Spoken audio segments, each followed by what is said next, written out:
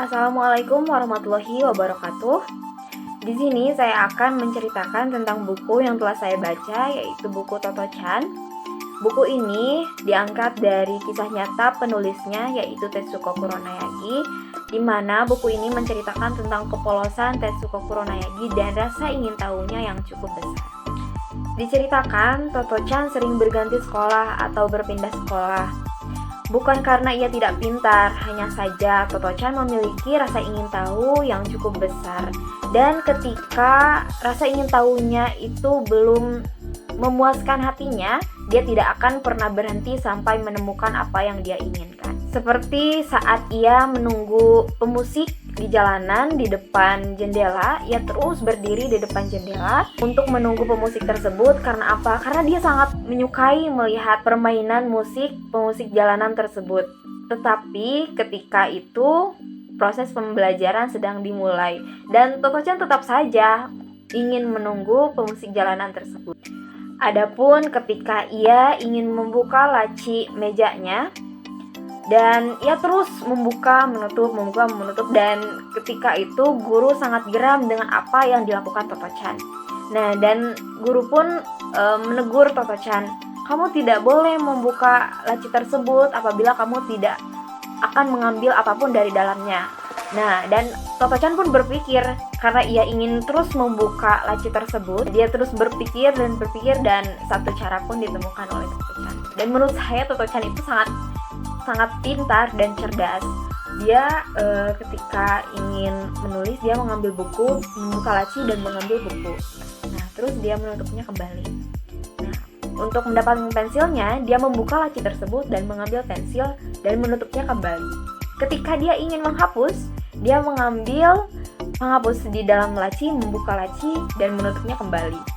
Nah, dan dia lakukan secara terus-menerus. Dan guru melihat Toto-chan, dia memarahi Toto-chan atau tidak? Tidak. Karena apa? Karena Toto-chan sudah benar.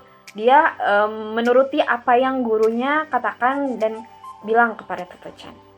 Semua yang dilakukan Toto-chan membuat guru-guru yang berada di sekolah Toto-chan itu sangat geram dan sangat kesal dengan apa yang dilakukan Toto-chan. Dan Toto-chan pun dikeluarkan dari sekolah. Setelah mencari-cari sekolah, akhirnya Toto-chan menemukan sebuah sekolah yang dimana sekolahnya itu sangat unik sekali. Nah, gedung sekolah tersebut itu berada di gerbong-gerbong kereta api yang memang sudah tidak terpakai. Hal tersebut membuat Toto-chan sangat tertarik dan ingin cepat untuk bersekolah di sana. Tetapi saat itu ibu Toto-chan sangat khawatir bila mana sekolah itu tidak mau menerima Toto-chan sebagai muridnya. Tetapi kekhawatiran ibu Toto-chan sirna seketika ketika kepala sekolah tersebut menerima Toto-chan dengan sangat lapang dada dan menerima Toto-chan dengan sepenuh hati.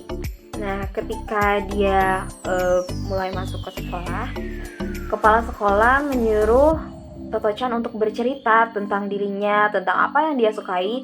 Dan tentu saja Toto-chan bercerita hingga 4 jam non-stop dan kepala sekolah pun mendengarkan cerita Toto-chan tanpa rasa bosan dan tanpa rasa ngantuk sedikit pun. Sekolah tersebut bernama Tomoe Gakuen. Dan sekolah itu memiliki kepala sekolah yang sangat baik dan mengerti dengan apa yang anak-anaknya lakukan, yaitu Mr. Kobayashi. Segala sesuatu yang Toto-chan temui di sekolah Tomoe Gakuen tidak akan ditemukan di sekolah lainnya karena sekolah tersebut sangatlah unik dan istimewa.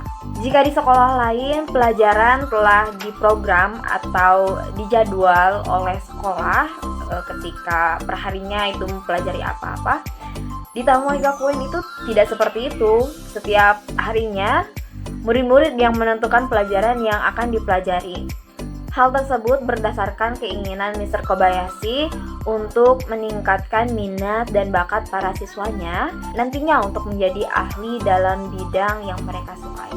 Nah, dan para murid di Tomoe Gakuen ini diwajibkan untuk membawa bekal makan siang masing-masing dan diwajibkan untuk membawa bekal yang berasal dari gunung maupun dari laut.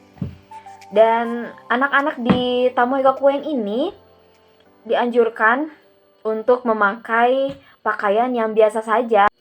Dan suatu ketika diceritakan ketika Toto-chan menjatuhkan dompet kesayangannya ke dalam spiteng atau tempat kotoran, bak kotoran. Nah, ketika itu Toto-chan mengeluarkan semua isi yang ada di bak kotoran tersebut dan untuk mengambil dompet kesayangannya.